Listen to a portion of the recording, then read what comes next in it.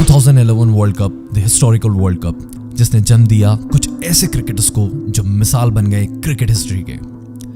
लेकिन क्या हो अगर मैं आपसे कहूं कि 4 विनिंग टीम्स 2011 की वर्ल्ड कप की एक्चुअली में डिस्कवर्ड टीम थी, ग्रूम टीम थी, ट्रेंड थी और सोच समझकर एक प्रोग्राम के लिए बनाई गई थी।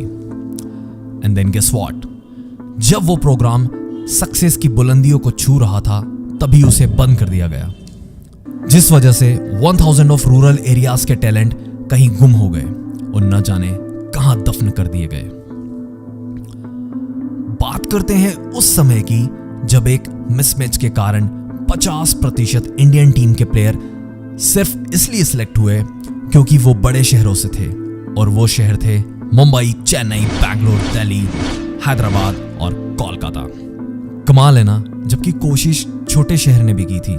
सच्चाई तो ये थी कि उस समय 250 से ज्यादा इंडियंस टेस्ट साइड के लिए आए थे और वहीं 162 से ज्यादा इंडियंस ओडीआई के लिए आए थे। अब तक एक बात तो समझ आ ही गई होगी, क्रिकेट उस समय बिजनेस से ज्यादा और कुछ नहीं था और प्लेयर्स सिर्फ मोहरे थे। वक्त के गिरेबान में जब झांको तो सवेरा दिख ही जाता है, और ऐसा हुआ भी। वक्त लगा, लेकिन ये सोच शिफ्ट हुई छोटे शहरों की तरफ।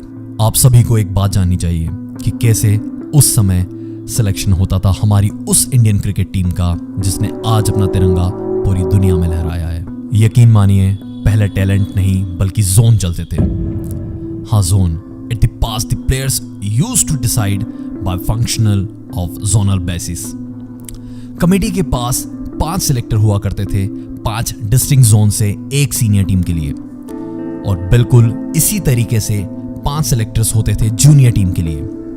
अब सोचने वाली बात तो यह है कि 7.8 करोड़ लोगों की जनसंख्या में से देश के लिए खेलने वाले 11 प्लेयर्स को सिर्फ 5 लोग ढूंढने निकले थे, पर अपनी ईमानदारी और मेहनत को घर पर रखकर, और रिकमेंडेशन भी किसी और की नहीं बल्कि स्टेट क्रिकेट एसोसिएशन की। अब प्रॉब्लम्स तो आनी थी, जो कि आई। शुरुआत हुई लॉजिस्टिकल प्रॉब्लम से। सबसे बड़ी प्रॉब्लम ये आई जब इंटर डिपार्टमेंट कंपटीशन हुआ क्रिकेट में, और सामना हुआ एक छोटे शहर के इनट्रेंड हैविंग नॉमिनल इक्विपमेंट का, उस टीम से जो बड़ी और वेल मेंटेन टीम थी जो कि बड़े शहर से थी। तो क्या छोटी सिटी जीतती? उस समय तो नहीं जीतती।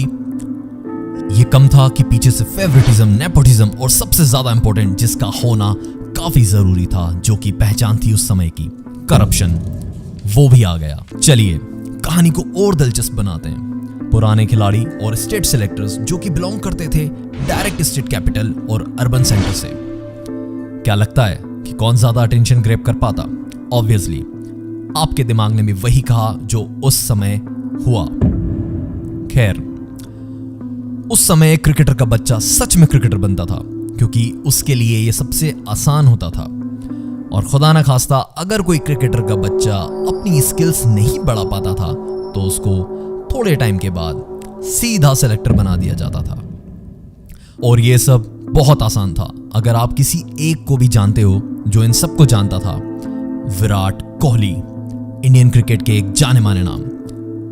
एक राज बताऊं, उनको खुद उनकी स्टेट टीम ने लेने से मना कर दिया था। टैलेंट की कमी की वजह से नहीं, बल्कि रिश्वत ना देने के कारण, क्योंकि उनके पूज्य पिताश्री ने साफ इनकार कर दिया था उस समय रिश्वत देने से। सच्चाई की अगर बात करें तो अगर आप कंसिस्टेंट के साथ हर बार अपने स्कोर बोर्ड को आसमान पर रखोगे तो आपको धक्का देने वाला कोई नहीं होगा, और आप हमेशा बोर्ड की नजरों में रहोगे, बिल्कुल विराट कोहली जैसे। चलिए आपको लेकर चलता हूं मैं एक और खूबसूरत मोड़ की तरफ, जिसका सीधा कनेक्शन था वर्ल्ड कप से। क्या सारे रन्स इक्वल्स होते हैं अगर किसी भी क्रिकेट पिच पर खेले हों?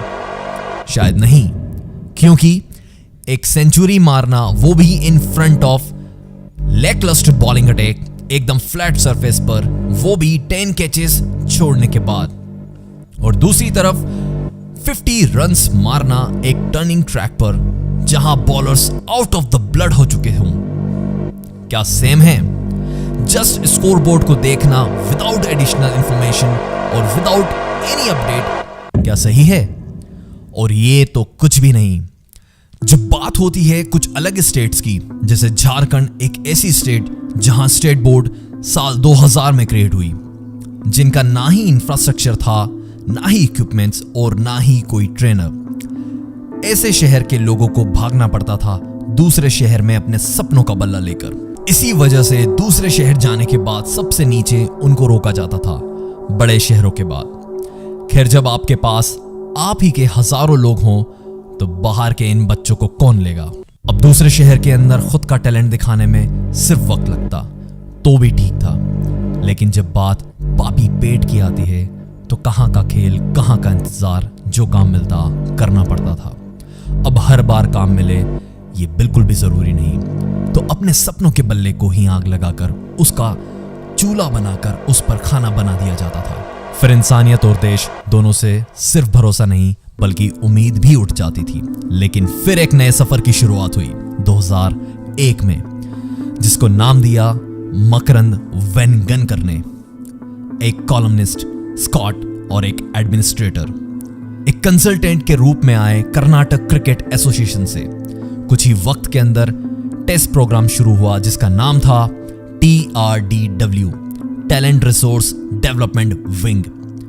कुछ ही टाइम के अंदर जो टैलेंट को हायर किया गया उसकी वजह से बैंगलोर को खतरा मिल गया। वो कहते हैं ना, जब किसी पत्थर को तबीयत से उछालो तो आसमान में भी छेद हो ही जाता है, और हुआ भी बिल्कुल वैसा ही। Jagmohan Dalmiya, president of BCCI, उन्होंने नोटिस किया जब वो बैंगलोर विजिट पर गए। जाते से ही उन्होंने प्रस्ताव रखा TRDW को नेशन वाइड के लिए। फिर कुछ अलग हुआ, TRDW बना TRDOs, जिसमें काम करने के लिए 3 साल का एक्सपीरियंस फर्स्ट क्लास क्रिकेट में होना ही चाहिए था, जिसको खुद असिस्ट करता TRDW, जिसमें सबसे बड़े थे 2 नाम, अशोक मांकड़ और भरत रेड्डी। लेकिन ये एक तरफ था, दूसरी तरफ अभी भी करप्शन बढ़ते चला जा रहा था। उसी बीच 20 TRDOs को सिलेक्ट किया गया विजिटिंग के लिए। अब ना उम्र थी जो आपको रोके और ना ही कोई जगह थी जहां ये ना पहुंचे। इनके खुद के पर्सनल ऑब्जर्वेशन से और जज करने में कोई गलती ना हो, इसलिए रिमार्क सेक्शन क्रिएट किया गया। करप्शन यहां तो नहीं था, शायद नहीं, क्योंकि हर राउंड के बाद TRDOs को शफल कर दिया जाता था, जिससे करप्शन TRDW को छू भी नहीं पा रहा था। अब कम से कम 10 TRDOs विजिट करते थे एक शहर में, जिससे उन 10 का एवरेज स्कोर अगर 85 से ज्यादा होता तो डायरेक्ट उन्हें नेशनल क्रिकेट एकेडमी में इनवाइट कर दिया जाता था। सिर्फ यही नहीं, साथ में दी जाती थी स्कॉलरशिप। अब बात होती है चेयरमैन की, चेयरमैन ऑफ द TRDW, जो कि थे दिलीप वेंगसरकर, जो कि बैठे थे 5% सिलेक्टर्स मीटिंग में। उनको एक भी डायरेक्ट वोट नहीं मिला था, जिस वजह से वो एक एडवाइजर बन गए थे। प्लेयर्स को मद्देनजर रखते हुए वो TRDW को अल्टरनेटिव्स बताते थे। तो अब तक TRDW एक ऐसा सिस्टम बन गया था जो मोहताज नहीं थी किसी भी इंस्टीट्यूट का। वो तो बस सर उठाता और पहुंच जाता रियल टैलेंट के पास।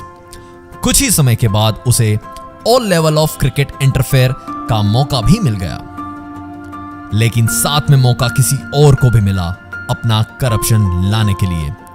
पॉलिटिक्स।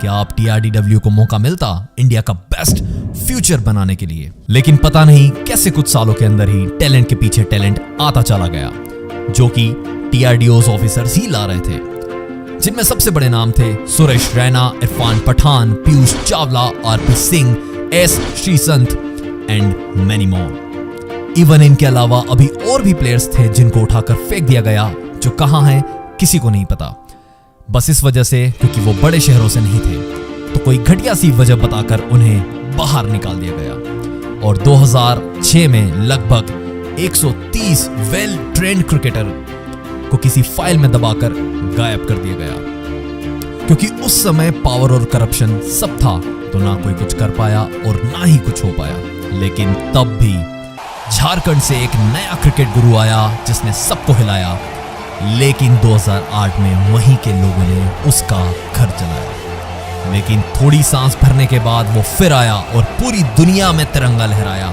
और खुद का नाम बतलाया, महेंद्र सिंह धोनी।